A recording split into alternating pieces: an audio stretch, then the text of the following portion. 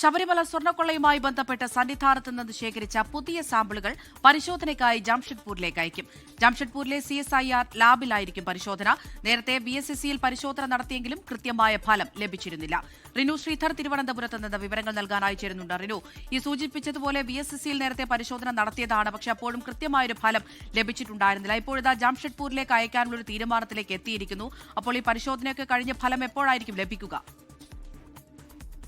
അമൃത, ശബരിമല സ്വർണ്ണക്കൊള്ളയുമായി ബന്ധപ്പെട്ടുകൊണ്ട് സന്നിധാനത്ത് നിന്ന് ആദ്യഘട്ടത്തിൽ ശേഖരിച്ച സാമ്പിളുകൾ പരിശോധിച്ചു BSSCയിൽ. പക്ഷേ കൃത്യമായിട്ടുള്ളൊരു നിഗമനത്തിലേക്ക് എത്തുവാൻ വേണ്ടി ശാസ്ത്രജ്ഞർക്ക് കഴിഞ്ഞില്ല.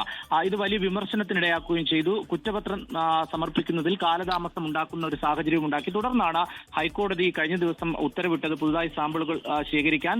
തുടർന്ന് കഴിഞ്ഞ ദിവസം സന്നിധാനത്തെത്തി ദ്വാരപാലക ശില്പത്തിന്റെ കൈയുടെ ഭാഗത്ത് നിന്ന് ഈ സാമ്പിളുകൾ ശേഖരിക്കുന്ന ഒരു സാഹചര്യം ഉണ്ടായിട്ടുണ്ട്. ഈ സാമ്പിളാണ് ജംഷഡ്പൂരിലേക്ക് കൊണ്ടുപോയി പരിശോധിക്കുന്നതിന് വേണ്ടി തീരുമാനിച്ചിട്ടുള്ളത്. CSIR ലാബ് ജംഷഡ്പൂരിൽ അവിടെ പരിശോധിക്കും. ഒരാഴ്ചയ്ക്കുള്ളിൽ പരിശോധനാ ഫലം ലഭിക്കുമെന്നാണ് പ്രതീക്ഷിക്കുന്നത്. ഈ പരിശോധനാ ഫലം ഒരാഴ്ചയ്ക്കുള്ളിൽ ലഭിക്കുമെന്ന് അന്വേഷണ സംഘം പ്രതീക്ഷിക്കുമ്പോൾ ഈ ഒരാഴ്ച കഴിഞ്ഞ് തൊട്ടടുത്ത ദിവസങ്ങളിൽ തന്നെ കുറ്റപത്രം സമർപ്പിക്കുവാൻ വേണ്ടിയിട്ടുള്ള എല്ലാ തയ്യാറെടുപ്പുകളും അന്വേഷണ സംഘം നടത്തിയിട്ടുണ്ട് എന്നുള്ളത് വേണം നമുക്ക് ലഭിക്കുന്ന വിവരം.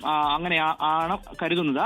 എന്തായാലും ഈ കുറ്റപത്രം നൽകാത്തതിൽ വലിയ വിമർശനം അന്വേഷണ സംഘത്തിന് ഉണ്ട്. നിയമസഭയിലടക്കം വലിയ രീതിയിൽ പ്രതിഷേധത്തിന് ഉൾപ്പെടെ സാഹചര്യം ഒരുക്കി. ഒപ്പം ഏറ്റവും പ്രധാനം എന്ന് പറയുന്നത് ഇതിലെ പ്രതികൾ സ്വാഭാവിക ജാമ്യം നേടി പുറത്തേക്ക് വരുന്ന ഒരു സാഹചര്യം. ഇതാണ് വലിയ വിമർശനത്തിനിടയാക്കിയത്. അതുകൊണ്ട് തന്നെ ഈ സാമ്പിൾ പരിശോധനാ ഫലം ലഭിച്ചുടൻ തന്നെ കുറ്റപത്രം സമർപ്പിക്കുകയും ചെയ്യും. അമൃത, ലോകത്തെവിടെയായാലും ഏത് സമയത്തും 24 വാർത്തകളും ഓഗ്മെന്റഡ് റിയാലിറ്റി പാക്കേജുകളും എക്സ്പ്ലെയിനറുകളും വിശദമായി കാണാൻ ഞങ്ങളുടെ YouTube ചാനൽ നിങ്ങൾക്ക് സബ്സ്ക്രൈബ് ചെയ്യാം.